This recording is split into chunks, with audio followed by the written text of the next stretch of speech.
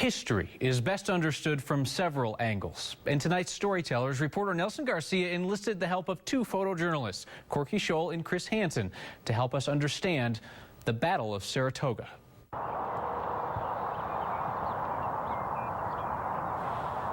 Some days, history is made. On September 19th, 1777. Some days, history is lived.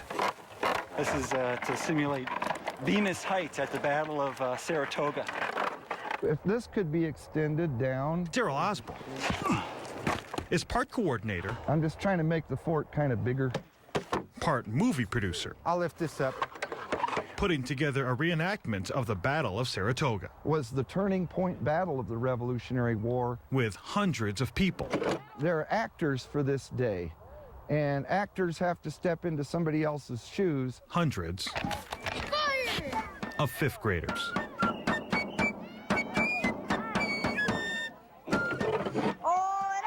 Sam Stahl is an American soldier. Joel Luciano is a British one. Right face. Normally. March.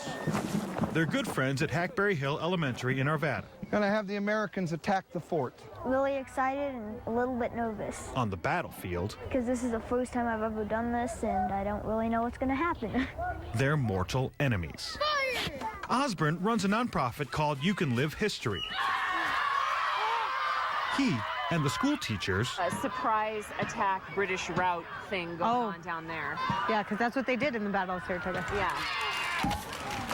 they want students to experience history, not just read about it. And learning it from a textbook can be boring at times. We actually feel like soldiers because we're actually doing the battle. Right! That is, Face! if Osborne can get them to listen. Okay, most of them got it. I'm confused. What do we do? Some days, You'd be surprised how well they'll listen. You just wait and see. history is like herding fifth graders. Oh my God, just step on my head, why don't you? Mr. Osborne did not order that attack.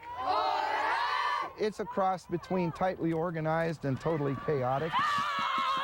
And necessarily violent. They are kids with guns. But we're gonna use our gun barrels like this.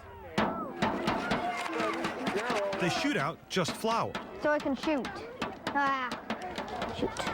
but the kids play dead. As I was jumping into the fort, I got bayoneted. So like, ugh.